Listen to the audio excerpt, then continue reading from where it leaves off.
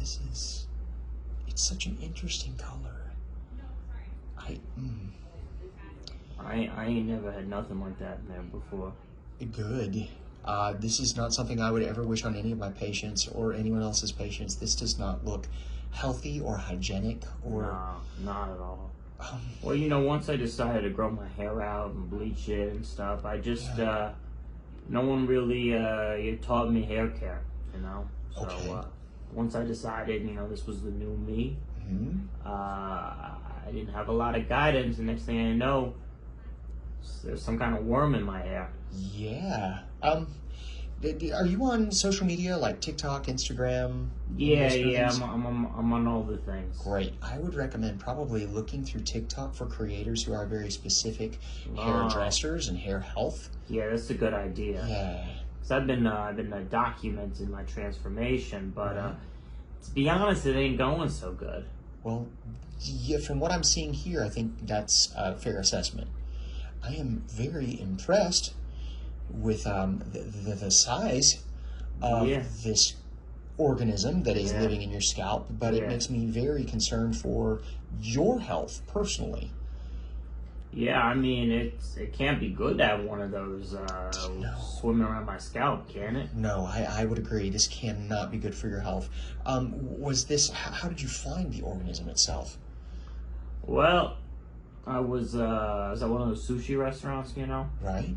And I was really struggling with the chopsticks, so when I get real stressed out, I kind of run my fingers through my hair, or I run like a pencil through my hair. In this case, I ran the chopsticks through my hair, and it just like, I felt a bump, so I went into the bathroom, and I looked at the mirror, and next thing you know, I saw that thing, so I came right down here. Oh my god. I didn't even finish my sushi.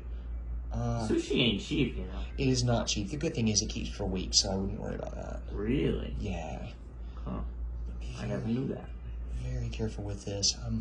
We're going to need to prescribe a very strong antibiotic for this. This is unlike anything I have ever seen. Oh my gosh. It's well beyond the larval stage and the pupal stage, so it's beyond the child and the adolescent. This is a full-grown adult. Yeah. Which means it's tough because, you know, this long hair, it's me, you know, but it's a lot of work. It's definitely a lot of work. Honestly, it looks great. Like, you've taken very good care you of the think styling. so? The styling is great. Oh, fantastic. I think the hygiene, like maybe the shampoo, the maintenance could use a little work, because as it stands, it is making a very good environment for growing, well, what we're seeing right now, and we have to get rid of that. That is not a healthy environment for you, your biome, or any of the others. It's not a good idea. I use this 3-in-1, which is shampoo, conditioner, and body wash all in one. Right. And maybe I should just do a 1-in-1. You know, do a 1 shampoo bottle, a 1 conditioner bottle. Are you concerned with room in the shower? Is that why you decided to put 3 in 1 bottle, or?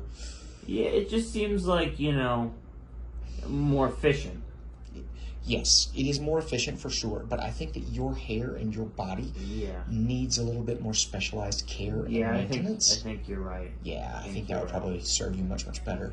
They don't tell you these things. No, they don't. It's one of those things, if you didn't grow up knowing this, how would you know? If you didn't speak to a professional, how would you know? True. I only had brothers, and my mom left at a very young age. So, I'm sorry to hear that. You know, when I decided this long hair was the new me, it's not like I could really turn to anyone in my family, you know, to say, well, hey, how do I care for this new head of hair, this new do that I'm rocking? No, that's great, and it's so fortunate that you have such beautiful hair. It's just that thank you. It's not healthy to have these kinds of things, or to make the environment so these types of organisms can flourish, especially under the scalp. That's just not healthy. It just isn't. No, not at all. So I might write a letter to that 3-in-1 company and say, hey, listen, you know, I've been using your product. Yeah. And I got this worm in my hair, and my doctor started asking me, hey, what kind of hair care you doing? And you know, I'm putting 2 and 2 together here. Yeah. So maybe you can send me a coupon or something. Honestly, I think that's a great idea.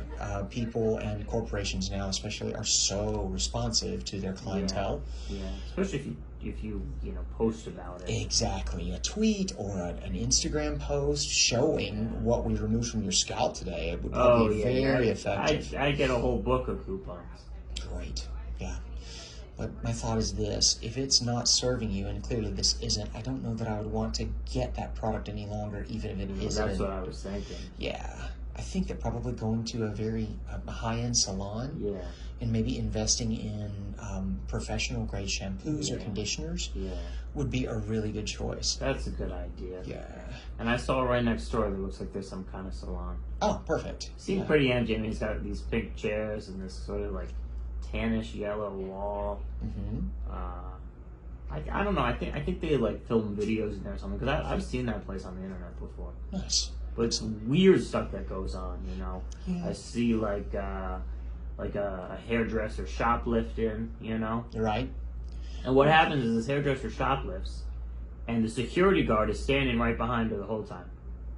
And it's like 10 minutes she's shoplifting, and the guy's just standing there waiting for her to see. Yeah. And it's like next thing you know, 10 minutes go by. So I don't know if I want to get my hair done there, Yeah. It's crazy. They do these pranks. Also, they do these pranks at this salon where it's like, it looks like the person's getting their neck cracked, but really it's a prosthetic head. Right. So I don't know. No, I feel like something's going to happen to me if I go to that salon. I have seen all these things you're talking about. And maybe, I wouldn't necessarily get your hair done, like dyed or cut or things like that, but walking in to ask them more about the shampoo situation or conditioner or what kind of professional products they would recommend, you could probably get in pretty quickly and easily to something like that. In and out, not a lot of time for drama, because I understand that. I've seen those videos and they're everywhere. I mean, you can't go on the internet and not see those videos. It's true. And I can't look away. They are very entertaining. They're very entertaining. Yeah, I'm entertained. Another thing that I saw at that salon once, this woman came in, she had a big old tattoo on her arm. Right. They put like Vaseline on it or something. Yeah. Like wrapped it in some kind of bandage. Next thing you do, that tattoo came off instantly. I would be very upset if somebody rubbed Vaseline on my tattoo and it went away.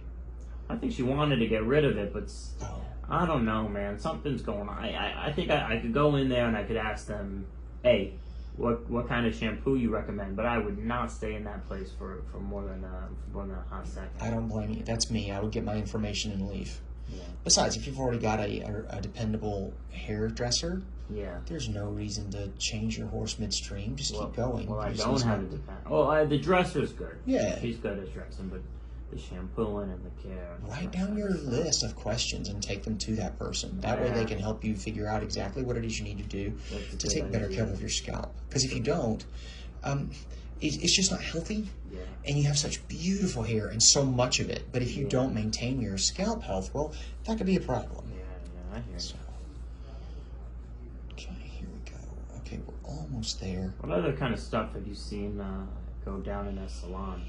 Well, I don't like to say it, but I often see a lot of cheater confrontations. Yeah, now that you mention that. Yeah, it's just never a good situation. There's almost always more drama than can handle, because, you go to the hairdresser, the barber, something like that, and all that ever happens is gossip. Yeah. And they live for it. They love that juicy stuff, and I can't blame them. Juicy stuff. It is so enjoyable. It is so nice to know that other people are having problems and it's not your own problems for a moment. Yeah. It's a relief. It's very entertaining. It is, but also you have to make sure that you focus on your own life to make sure it's interesting enough. You don't have to look to the misery of others for your entertainment. That seems sad. Hey, can I cut you in on a little secret? Yeah, of course. So, I was having an affair. Been having an affair with my spouse. Right. And my spouse came home, and she saw the door. She pulled the door open, and the lady I was cheating with was in bed with me. So what she did was she flew out of bed and hid in the closet. Right. And I'm like, oh my gosh, my wife is she's gonna see her and she's gonna freak out. But what this lady did that I've been cheating on her with, she put on a costume that I had in the closet, like a police officer costume. Right. And then she came out and she said, oh yeah, we're done searching the perimeter. it was a real heads up move because my wife thought she was a cop. Right. And she dressed as a cop and she escaped. My wife is freaked out that there's like a fugitive in our neighborhood, but she doesn't know that I've been cheating on her. Good. Does she know Real now? heads up move.